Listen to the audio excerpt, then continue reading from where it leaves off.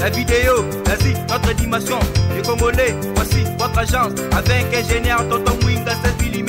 Papa, na Kevin, agence 16. J'étais à Mila, Bazako, Kadesa, Kokola, toujours imité mais jamais égal.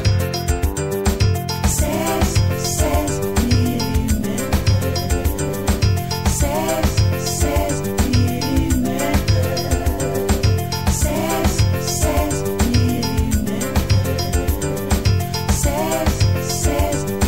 mm.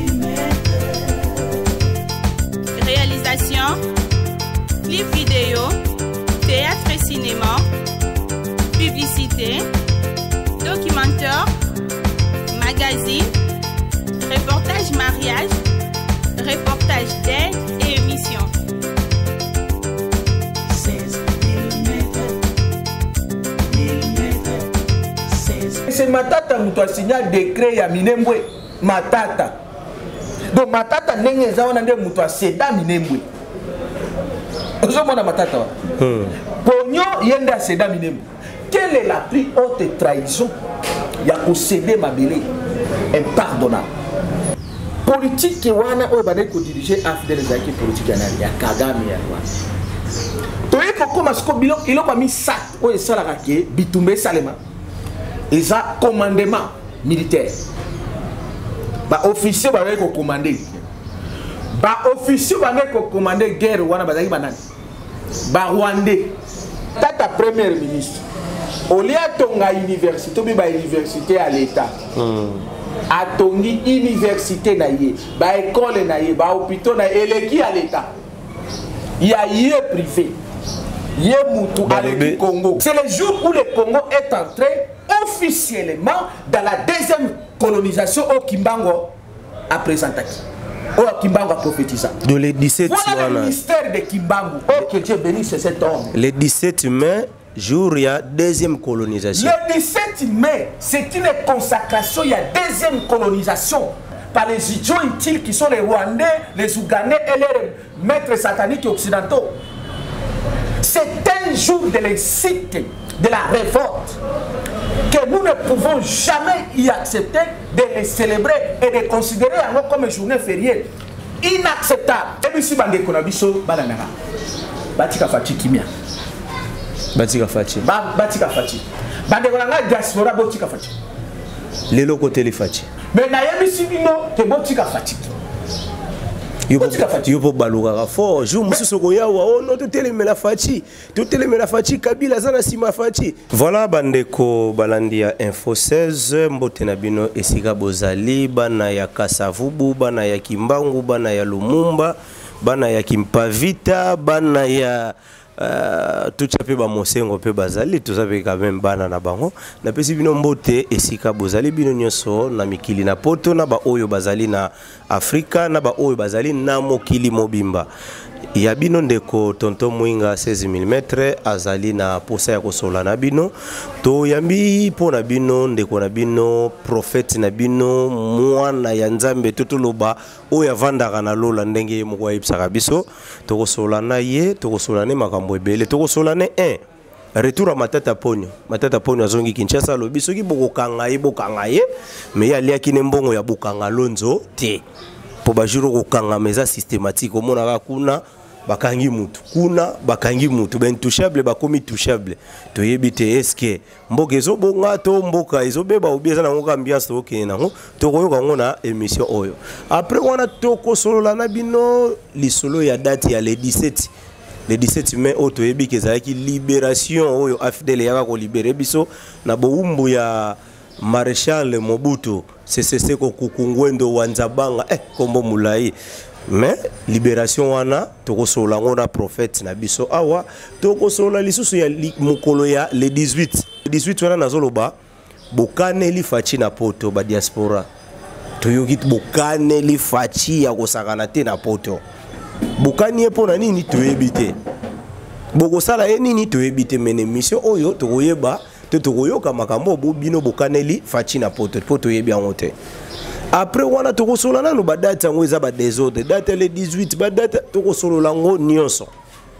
et puis tokosolola ndenge assemblée provinciale ya Tanganyika bamoni ke fo ba benga na zowe na Tanganyika wana comme gouverneur ba misusu ozo wazo kota minduki ba misusu ozo wazo sala boy ozo wazo bebisa province tokoyoka yango ponde tolobi biso totalaka na moi mais tokosola na mutu atotala na moi pe na butu mabutu makambo ezalaka molimo pe na nzoto tokoyoka yango nake kopesa ye mbote mbango prophète Benjamin Kawanga mbote na yo mbote mingi ndeko 16 mbote na ba congolais nyonso oyo bazolanda biso bisika nyonso napesi bino mbote na kombo ya Nzambe Tata Nzambe oyo asetarnaki epai ya Emmanuel Dodi oyo Nzambe oyo atindaka kimbango que je suis son incarnation apambola bino tozali wana mpona kosolola mboka po Nzambe wana ateyaki biso tozala basakoli mpona mboka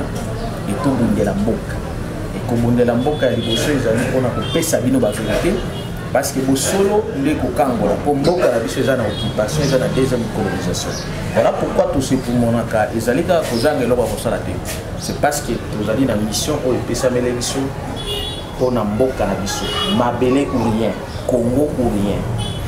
Voilà mabele ou rien Congo ou rien prophète Benjamin Kawanga tokende no malembe tomoni ndeko na biso na tobandi wana tomoni ndeko na biso Matata Ponyo azalaki cité pona likambo détournement ya mbongo babengisi ye akende ko répondre na justice azali na mobembo malakisi benaki aza mwana mboka yazo kima lokola bakaleve te aye penza lobi non ngana mobali ya solo aye ko répondre na invitation wana alobi ye ali mbongo te est-ce que kokanga Matata Ponyo to ko répondre na convocation to invitation au bazuzi batindelie eza événement to eza non événement ndeko na ngai eza événement ou pas oui et non oui eko kozala événement parce que naibisaka bato et surtout classe politique oyo tous ces pays ici-bas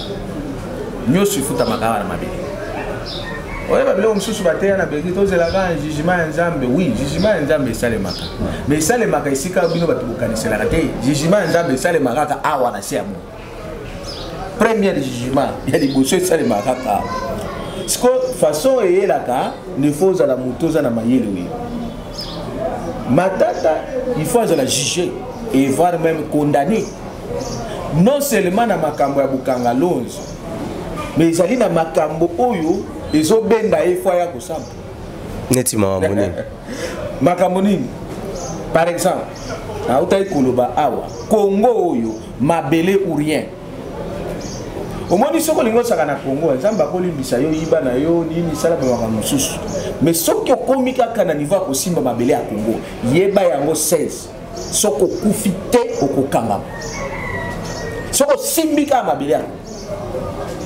yaba tumususu bakufa na mboko oyo soki toyebise que parce que simba isika na simba kate do simba no diama simba no or zwa na yo yango o simba mabele te oh Matata hormis ba oyo nyonso bafundi yeni mais c'est Matata muto a signé décret ya Minembwe Matata donc Matata ndenge za wana nde muto a seda Minembwe ozo mona Matata wa Ponyo yende a seda Minembwe.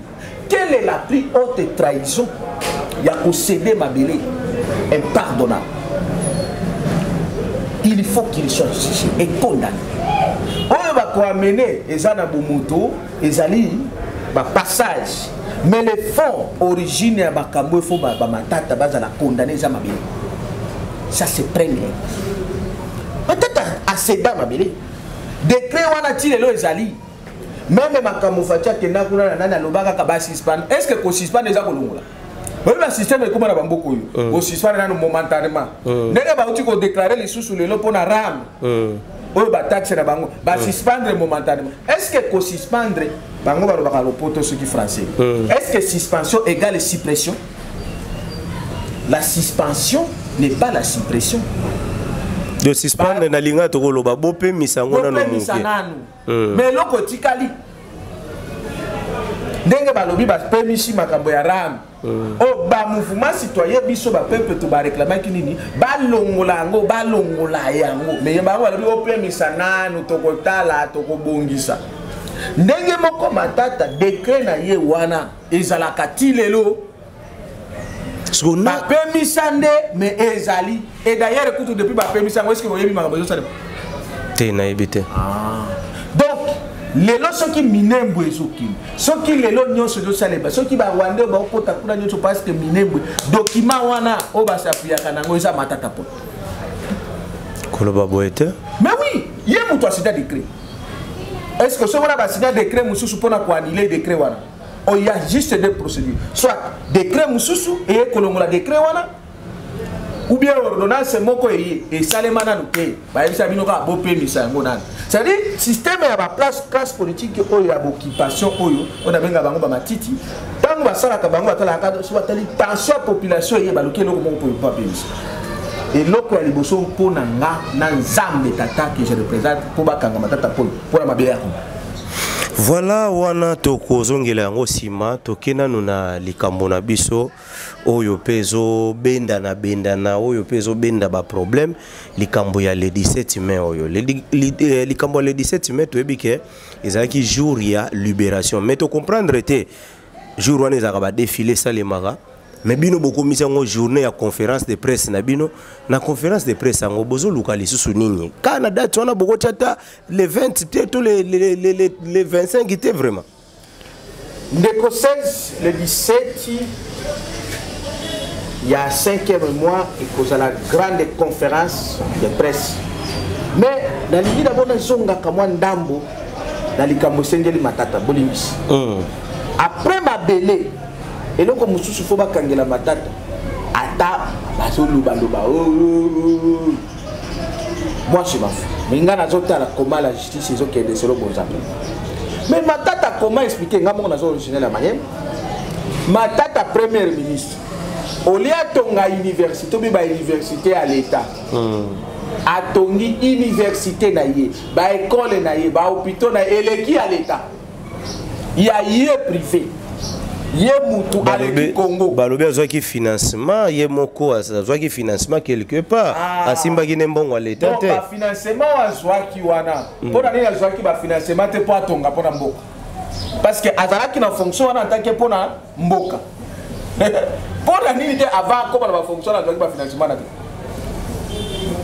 omoni eloko eza wana ba matabaki et je vous le dis je cite omoni ba université wana ya matata wana il faut comme à l'état université wana il faut comme ya l'état ya bana Congo kindu manyema na batu nyonso comme ya l'état comment muto comme riche oleki mboka ata oyeli ba théorie nini o macro micro bien nini déjà du fait qu'on comme riche pour les mboka au moins déjà il y a un problème. En dehors de Baroka Moussous, déjà biloko mi balé wana. Tu là qui ça déjà. Ma belé landaka. Kosaka na mabele te. Na mabele te uta, mabele te kosom. Et donc, on a pris la mutuna na yo. Le 17, ils ont dit tokosala une grande conférence de presse. Oyo toko pesa ultimatum pour la Monisco. Et donc déclencher avec l'objectif principal de Bissoda, le peuple congolais, nous sommes partout. Monisco dégage dans le sol congolais avant le 30 juin. Alors, au Yébissinga, le 17, tu vois les alaka, soi-disant. Journal Libération. La libération. Voilà. Libération, non, libération. Mosé Laurent Désiré Kabila a libéré biso na maboko ya dictature Mobutu a tchelaki biso na mboka. Premièrement, bon, Moussa a libéré Binoza. Oh, tu es histoire, Bissonioso, tu es histoire. Na batu ba Hollanda babomai. Tokerande wala. Soto songi d'abord dictature. Na lopoto balobi dictature eza boye, et moi na mboka azo sala nini, azo nyoko la bino, na kati ya mboka. C'est-à-dire ndeko na bino azo nyoko. Siko Moussé aza mwana mboka oui. Mais tango ayaki na nini na guerre na bitumba. Siko bitumba pour na kosala bitumba. Ils ont 3-4 choses à intervenir. Toujours quoi. Et là, il y a des choses pour la bitumba et c'est un financement. Financement à bitumba. Bombongo.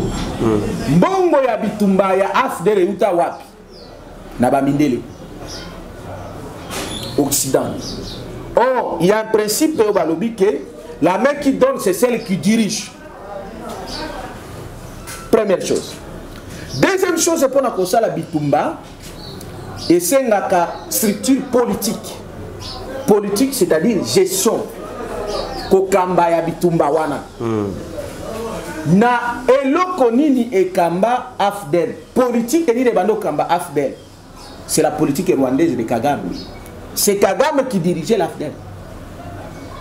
Pour preuve, tant que Laurent Désiré Kabila n'était que le porte-parole. Molobeli, oh porte-parole à soi Kamaloba.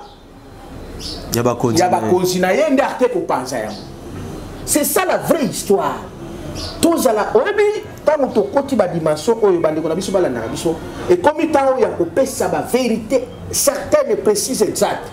Pour la vérité, on faut libérer beaucoup la mission. Mais na date nini baloba ke muzaza porte-parole. Pour moi na monaka musée aza nani rebelle azo bundisa Mobutu mais qui porte-parole na yoka ngote. Non, azalaka rebelle oui, avec bundisa Mobutu.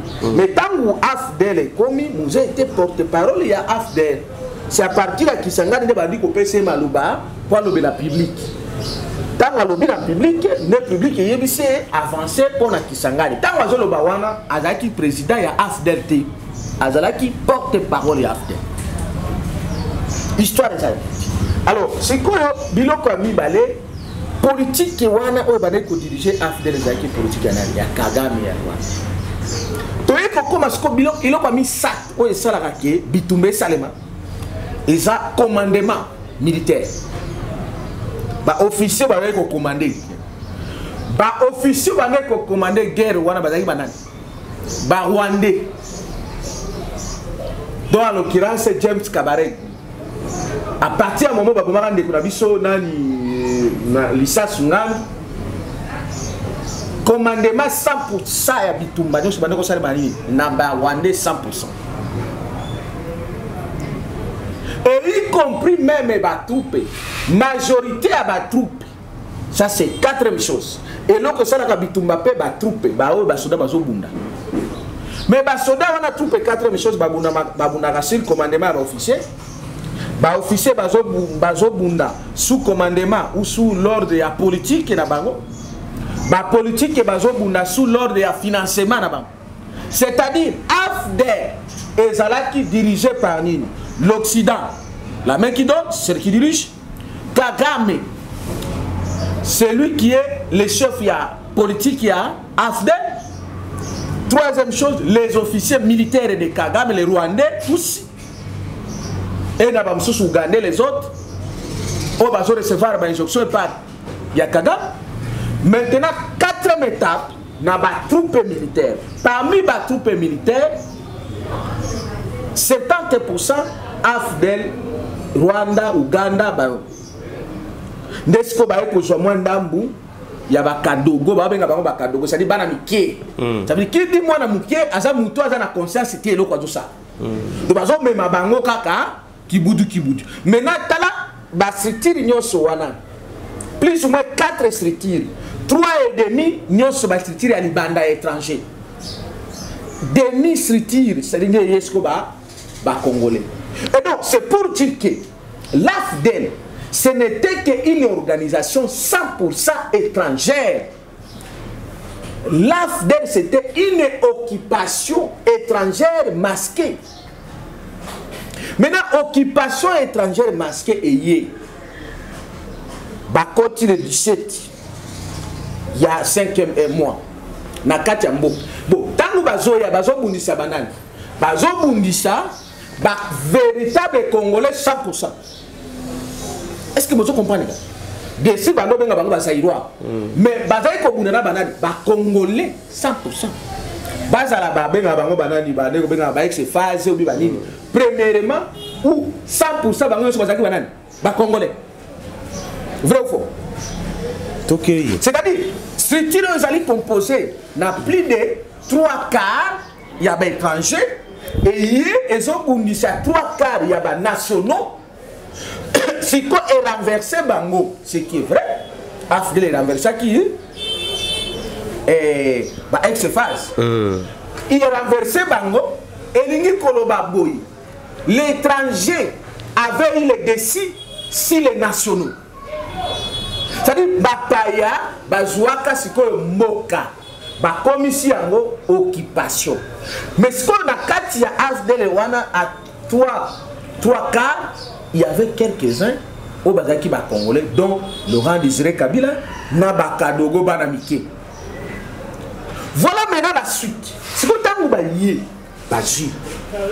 Pour preuve, Baji, Moutouna Bango ya Boupaya, James Kabaré Batinen, chef d'état-major général. Alors, c'est quoi le biso ba congolais? Tous les qui l'ont saïrois, tout chose tout est-ce que est-il normal? Même si tu as dit mais le problème est que d'abord congolais ou bien saïrois. Et puis si tu as dit congolais ou saïrois, soda on a 100% congolais ou saïrois. Mais bengani bango ba ko remplacer na ba étranger wana. Est-ce que est-il normal que biso to continuer to considérer jour de la libération de biso? Oh les mensonges. C'est le jour il y a boumou na biso. C'est le jour où le Congo est entré officiellement dans la deuxième colonisation au Kimbango a présenté. Au Kimbango a prophétisé. De le 17 voilà le ministère de Kimbango. Oh, que Dieu bénisse cet homme. Le 17 mai, jour il y a deuxième colonisation. Le 17 mai, c'est une consacration, il y a deuxième colonisation. Le 17 mai 1997 est une journée, il y a consécration, il y a deuxième colonisation au Congo. Donc, ça, tu comprendre bien, toko luga ko honorer journée on a été donc. Mais ndenge nini ata mutu ango oza zoba nini ya ndenge nini. Eza lokola mutu mukolo baboma papa na yo, siko tie yango comme en fête. Est-ce que vous comprenez pour ça? Si quoi le mouton a pas papa na comme ko soko kumisa ka yesu wana yo mto mama papa na ngada te na zo kumisa yo. Est-ce que tout ça normal? Donc on pouvait tout accepter et non célébrer le 17 comme une date de libération. Quelle libération? Est-ce que les Rwandais, les Ougandais sous le commandement de l'Occident peuvent nous libérer nous? Accepter cette humiliation qu'un peuple digne que nous sommes être libéré ou soi-disant être libéré par les idiots utiles qui sont les Rwandais, les Ougandais et les maîtres sataniques occidentaux. C'est un jour de l'incite, de la révolte que nous ne pouvons jamais y accepter de les célébrer et de considérer comme une journée fériée. Inacceptable. Donc si je comprends bien, tout Congolais faut atteler la journée à l'ingamode. Voilà pourquoi la vérité, pour nous côté les il faut y avoir vérité. Moi pourquoi tous les gens qui 16 dans ton côté à profondeur les blaguetti. Pour nous connaissance tout outil dans la musique. Donc les gens qui prophète a fandi na nani na nani oh na nani na mwanda na nini. Non non, il y a ma cambo faut na découvrir. Et si vous ne pouvez pas bénir cet homme, vous devez accepter au moins cette vérité. Même si on l'a engagé. Parce que ça, c'est des choses qu'on coûte à moi pas Benjamin Kawanga. Et voilà ce qui prouve que je suis le véritable incarnation de Kimbango. Parce que ça, il faut raconter le véritable Kimbango. Le 17 ne peut jamais être célébré comme un jour de liberté pour ce pays. C'est une incite, c'est une humiliation la plus haute. Pour célébrer le 17 et c'est la journée, il y a libération. Non!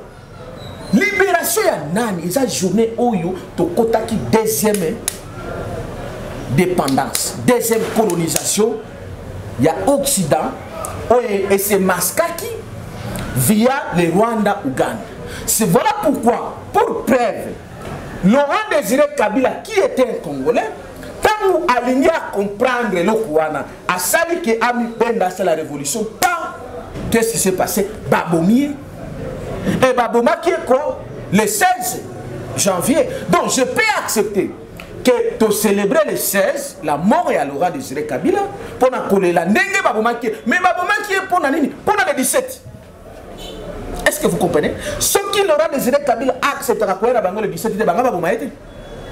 Ce qui a bouyaka colonisation wana o yemo ko yaki na bango sako yeba et d'ailleurs na suka yemo to driblaka bango.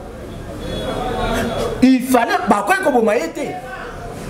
Donc babomaki pour na le 17. Si on a tué Laurent Désiré Kabila, c'est à cause du 17 mai. Et si on a tué autant des officiers congolais, appelés entre guillemets ex-phase, parce que les Congolais, ils ont un sens. Et comment ils normal. Oh, ils veulent dire que parce que les officiers, on est en Abisso. Partout. On ne blaguait pas avec les Congolais ou les Aïlois à l'époque. Mais si quand humiliation toujours le 17, combien va koufa, combien va koufa tilelo. Mais à cause de ça, nous célébrons la férie. C'est pourquoi je dis à tout Congolais sérieux, conscient, révolutionnaire, de ne plus considérer le 17 comme une journée fériée, ou une journée fériée, ou un jour férié. Jamais. Jamais le 17 mai ne sera considéré comme férié parce que c'est une humiliation et je proclame la suppression de ces jours-là comme férié. Et voilà pourquoi la proclamation officielle le 17 Yuana, au cours de cette conférence, on va déclencher l'ultimatum pour la libération, c'est-à-dire pour la MONUSCO, pour MONUSCO ils ont représenté Occident, Occident Oyo et financé qui guerre Wana na équipement na nyonso oyaki na Rwanda avec les Rwandais les Ougandais oyekotaki le 17. Donc ces jours-là, on va proclamer la fin il y a l'Occident et la fin à domination rwandaise ougandaise sur les sols congolais et sur le peuple congolais. Voilà l'importance. Il y a conférence de presse voilà la participation contribution na yo puisque nous devons quitter de cette humiliation là. C'est cette vérité ici qui va nous libérer. Et dans le 17, jamais tu célébrer à noter. On dit, ah, 16. Si on a continué le mystère de la célébration. Pourquoi tu célèbres quand tu je accepte qu'on le célèbre. Tu le lis le 16 janvier. Avant le 16, tu le lis le 4 janvier, martyr de l'indépendance. Pour la vie, parce que on a vu son débat, oui, là qui pour l'objectif. Puisque chaque événement, chaque célébration, vous avez un moutou, un événement, ou bien un bateau, un événement. Quand vous célébrez, vous faites allusion, il y a esprit, ou bien millimètre, il y a bateau, un objectif, on va couper là. Vous comprenez? Mais les 17, ils ont un objectif. C'est-à-dire, si on célèbre les 17, on accepte les Bohumbu, on accepte de continuer à poser la dominer la Rwanda. Chaque fois que tu as célébré le 17 mai, tu as colonisé la Rwanda. Oh, tu as le 17 janvier, c'est la mort de Lumumba. Oh, Lumumba a coupé la ligne pour l'indépendance. Vous comprenez? C'est-à-dire, chaque fois qu'on célèbre le 17 janvier, tu as célébré l'esprit de Lumumba qui est venu réclamer l'indépendance. Et que cette indépendance que nous devons la recevoir de manière totale et parfaite. En fait, Benjamin Kawanga, badata ngope ezape belé, pezo bagi samaraka. Tuye komona chef de l'État a prometté kibiso alobike asengi date lisusu bagi sanakati badate ba férié wana férié ya Kimbangu. Mais wana quand même robot ya tekeza la célébrer. Oh, est-ce que nako boya ko célébrer mon maître Kimbangu? Naturellement non. Mais problème est que va célébrer quand Fachi Nakamba la qui est alobi va célébrer Kimbangu le 6 mai. Qu'est-ce que le 6 mai a à faire avec Kimbangu? Non. Au moment où parmi les Boma Mboko ma casse, vous avez la classe politique et Oyo, bah il y a une histoire prophétique ou spirituelle à Mboko. Je vais révéler au peuple de Dieu parce que je suis allé dans les lieux très loin pour connaître ces vérités. Et Moutouma va kolobela ka bino makambo dans zolo bazati. Toujours. Emmanuel Doti. Toujours. Est-ce Kimbangu ozalaka célébrer na Congo. Mais Kimbangu ozalaka déjà la date na Congo. Date nini kasi? Moni batu baye bakate. Kimbangu ba célébraka ye déjà na Congo. Le 25 mai oyo bato Kimbangi c'est ba célébrer. Parce que kasi pesa biso date. Bino nyonso bo pesa date ya Simon Kimbangu ba célébraka. Au moins si comme bino nyonso tang batu nyonso ba lobaka ke baza ba incarnation ya Kimbangu ba faux. Le véritable Azakara Benjamin Kawaka. Voici la date qu'on célèbre Kimbangu. Toké na l'hymne national. Na l'hymne national na biso to yembaka ngodi. 30 juin, dit 30 juin, jour sacré, ça les mortels, jour sacré de l'immortel, jour sacré, ça les témoins, jour sacré de l'immortel. Jour sacré, oh les sacré ni golobani, oh tu es pas ensemble. Les 30 jours à la jour sacré de l'immortel, ça dit qu'il y a oh ya kufa kate. Oh Kimbangu ne meurt jamais. Un prophète ne meurt jamais. C'est un Dieu. Un homme fait Dieu parmi son peuple. C'est comme ça que la date de la célébration à Kimbangu est le 30 juin. Qu'est-ce qui a fait que tu joues l'indépendance le 30 juin? Pour toute l'histoire, bakoye bisabino ke bavie nyonso bakenda banani balumumba bakenda bayaka bafanda balobino le quoi aussi toujours déjà indépendance to célébrer kango jour d'une ndé ko bimisa le 30 juin. Pourquoi le 30 juin? Parce que c'est le jour prophétique. C'est le jour qu'on célèbre Kimbangu. Kimbangu est déjà célébré dans ce pays le 30 juin. Chaque le 30 juin, quand on célèbre la libération, la liberté. Donc, véritable liberté. Le jour de la libération de ce pays, c'est le 30 juin. Voilà pourquoi on ne peut pas célébrer le 17 mai. C'est l'idiotie, soit-disant le jour de la libération. Non, la libération du Congo ne peut se faire que par Christ Emmanuel à travers les prophètes. Donc Kimbangu. Et Kimbangu avait prophétisé ça depuis la ville de Lubumbashi. Il avait prophétisé que le Congo sera indépendant dans 16 ans. Donc c'était en si je ne m'abuse pas, 1944. C'est effectivement que le 30 juin 1960, une proclamation de l'indépendance. Et donc, chaque jour qu'on célèbre les Moutou et les événements. C'est comme ça que l'esprit qu'on célèbre le 30 juin, c'est l'esprit Kimbangu. Donc on ne peut pas octroyer Kimbangu d'une autre date, soit déjà les 6, quoi les 6 qui viennent de Satan. Donc la date de Kimbangu, la date qu'on célèbre Kimbangu, même si on va pour célébrer inconsciemment, sachez-le que Kimbangu est célébré chaque le 30 juin de cette année, dans ce pays. Chaque le 30 juin, on célèbre Kimbangu. On célèbre Kimbangu. C'est pourquoi la fameuse église kimbangiste est dans la fausseté. Bah yémi le véritable Kimbangu. Tenez la yébi sakayoke. Bango batikala na Kimbangu zoto. Le Kimbangu esprit bazana yete ba yebi yete. Ceux qui ba yeba kiye, ba kokaki même kobeta maboko tene ba betela ki fachi maboko, na yé fachi, na bango ba yebi Kimbangu ti. Voilà. Donc ba yoka aka Kimbangu, ils n'ont pas retrouvé le véritable Kimbangu à l'esprit. Les dates de la célébration de Simon Kimbangu, c'est le 30 juin. Ça c'est une plus haute révélation qui mérite à partir d'aujourd'hui qu'on va enseigner chaque jour. Quand on célèbre chaque le 30 juin, on fait appel à l'esprit Kimbangu. C'est l'esprit de la libération. C'est l'esprit de l'indépendance. Puisque Lumumba a fait l'indépendance physique. Abondé l'indépendance et Abonzoto. Mais Kimbangu s'est bâti pour l'indépendance spirituelle. Or, le spirituel est qu'il n'a rien avance. Le physique est qu'après. C'est comme ça que Kimbangu disait que ma personne physique sera en prison. Mais ma personne spirituelle se mettra au combat contre les peuples, les démons de ténèbres qui sont venus nous coloniser. C'est alors que tant où la personne spirituelle a vaincu les blancs, n'est-ce que la personne physique de Lumumba est venue. pour concrétiser maintenant. C'est pourquoi même les politiciens, les 30 jours, il faut une nouvelle génération. Voilà le mystère de la 4e République.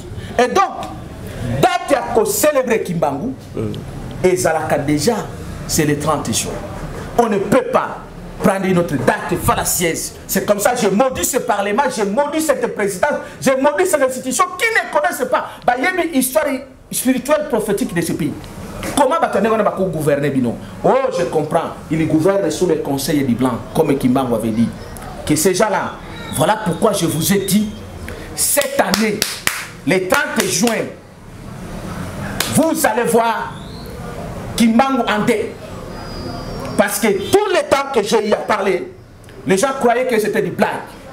Et ça, la 4e révélation que je n'ai jamais fait sortir. Chaque jour dans le bagage, est-ce que nous dans le bagage?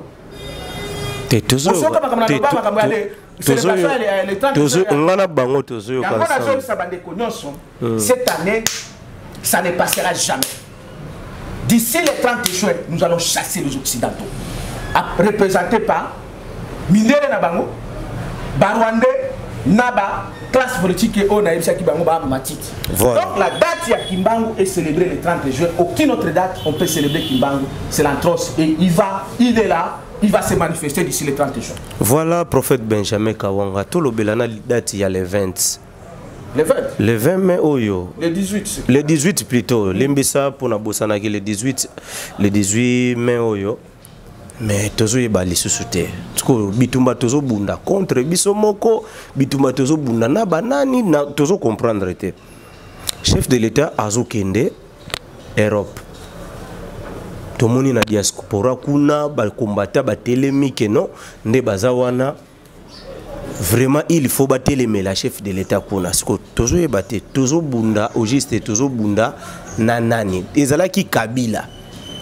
Kabila kei et comme Fachi azo sala na ba forme nyonso akanga ba miyibi asala ba boye mais bozo bundisa peka kaye moko soit bitumba na biso eza mal orienté ou bien ndenge nini yosko mona kana molimo mais kana ko expliquer biso place wana très bien de konanga 16 ezasika o outil na mona kana molimo oui nge nazo pesa bino raison nazo pesa bino vérité et puis mal orienté oui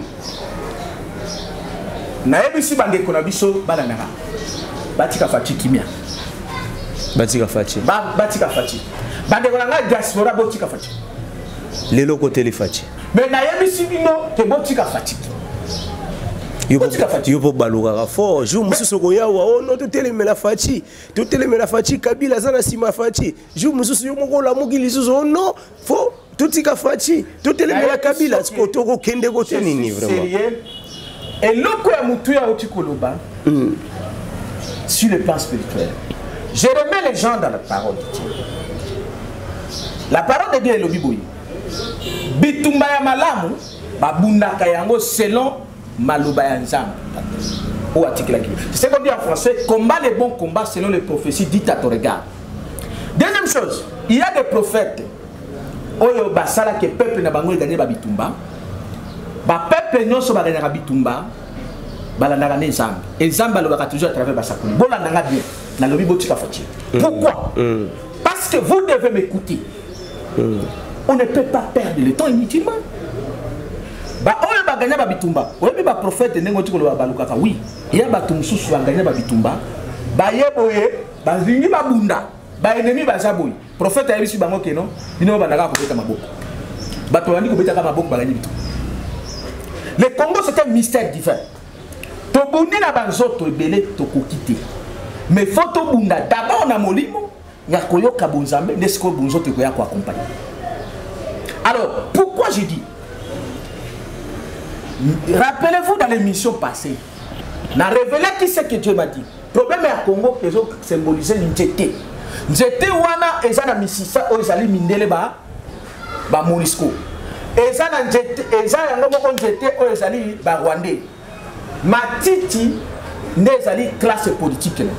Si comme biso soki tozotika musisa totiki Nzete tokenga Matiti. Tosala musala. Musala punda. Voilà pourquoi toletisi tant Yakobunda biso na biso et l'autre côté et mindele wana bazo seka biso. Si vous cherchez à combattre Fachi à tout moment, vous perdez le temps. On a déjà perdu le temps et on continuera à perdre le temps inutilement. Pourquoi? Parce qu'il ne représente rien. Il ne représente rien. Je vous dis ceci. La malédiction ne peut pas entrer à moi. Ce n'est pas un corps corruptible. J'ai un corps incorruptible. Le problème, mes amis, si vous les combattez chaque jour, en voici les conséquences. Chaque jour, vous allez combattre Satan. Deuxièmement, vous allez continuer à se diviser inutilement. Parce qu'il y a des fanatiques, il y a des tribus et des bananes. Donc, vous allez continuer à se diviser. Un royaume divisé ne prospère pas. Maintenant, à l'entête que vous se diviser, je peux peut-être accepter si nos frères de la diaspora veulent les revendiquer, qu'ils revendiquent contre la France, par exemple, ou l'Occident. C'est pourquoi on ne peut pas perdre de temps. Il y a des revendications pour se déplacer, pour mettre des moyens qui se mobilisent ensemble avec nous. Ici, tout Picola Moussissa, qui représente la MONUSCO. Et le 17, tu vas donner l'ultimatum. Et il y a des actions concrètes et fiables. Parce qu'aller perdre le temps, il y a quelqu'un qui manifester contre Fachi, c'est une perte de temps. Puisque, on a failli, on s'est trompé. Et on s'est focalisé tous, Kabila. Maintenant, on a fait que ceci. Babomi, Kabila, Batie, Fachi, c'est le même système. Vous comprenez? Donc, est-ce qu'il faut tout ce qu'il y a idiotie ou c'est une idiotie? Et donc, il faut maintenant changer le système pour avoir un autre résultat. C'est pourquoi je dis aux Congolais, laissez-lui. Ce n'est que rien. Allons dans l'origine. L'Occident, représenté par la MONUSCO. C'est ça la colonisation. Même aujourd'hui, tous on a l'histoire de la première colonisation. Aujourd'hui, les gens qui sont congolais, ils sont belges. Ils sont mindelendombe, ceux qui sont mindelendombe. Ils ont des privilèges. Est-ce que tant qu'il y a indépendance, les Congolais à l'époque, ils sont Congolais? Non. Ils sont belges.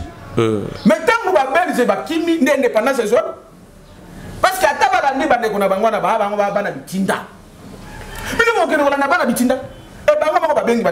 sont président protocolaire. C'est comme Mouton, vous ne pouvez pas protocolaire. Il faut que vous sachiez. Mais bon, c'est comme Mouton, voilà la solution. Le problème, ce n'est pas que parce que les combats, les bons combats, c'est les combats où on tire les coups, on gagne. Oui, mais là, tu vas cause à la moto. Et là, voilà la moto. On met la coffre dans les néa. Pa. On met la soupe dans le début. Mais on doit mettre un coup moko. KO. Pourquoi? Parce que Kumoko, il a bien visé son coup. Et qu'on soit bien ajusté, vraiment. Il faut sa place, Nini, et puis ses résultats. Donc, comment il y a comment ils ont sengama yé on a fait ça. Et ma nulle part. Attends, les Arabes, Benjamin Kawangate, c'est que je vous dis, c'est la vérité. Et vous êtes obligés de suivre cette voie. Parce qu'il n'y aura pas une autre voie qui ça. Et où tu me suis.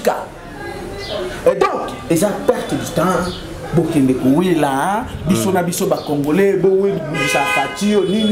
On finit, on division les autres continuent. Wana kande on lobeli division comme tokomi na biso presque na suka ya émission na biso toyoki déjà na poto kuna apareko déjà ebandi ko panzana toyebite biloko na biso ba congolais to salaka yango ezaka kaka na suka fo epanzana obeni.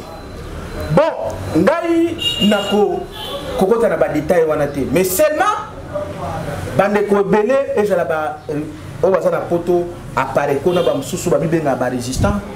Ce qu'ils doivent faire, c'est de m'écouter, de suivre ce qu'ils font. Parce que là, c'est le temps. Tant le temps est si il faut changer selon le temps. Ce qui est tika kana temps et le connaît sous l'importance et c'est pourquoi moi-même j'ai la preuve. Tant qu'on a bandé lutte citoyenne de manière effective, en 2019, tu vas dans le parc du Congo. J'avais un mouvement citoyen que Dieu nous avait donné. Debout Congolais Génération Consciente en 2015. Mais tant que tu as commis en 2020, Avant de commencer le 30 juin, Dieu m'a donné les coups de sortie. Union des Congolais pour la libération totale. À partir du moment où on a outil, on a eu la prison et c'est là où Lumumba est venu, sous l'ordre de Kimbangu, il est venu me donner la structure. Union des Congolais pour la libération totale. Pourquoi cette imitation? Parce qu'on ne peut plus rester dans un mouvement citoyen tout court. Maintenant, il faut passer par le mouvement de libération. Parce que les Congolais ont l'importance, il y a la sco libérée. Non. La résistance n'a plus de raison d'être. Maintenant, nous sommes devenus des révolutionnaires. Parce que résistant, et ça, nous avons fallu la porte, ils ont résisté pour que nous ayons côté. Mais nous avons continué à les sous résistants.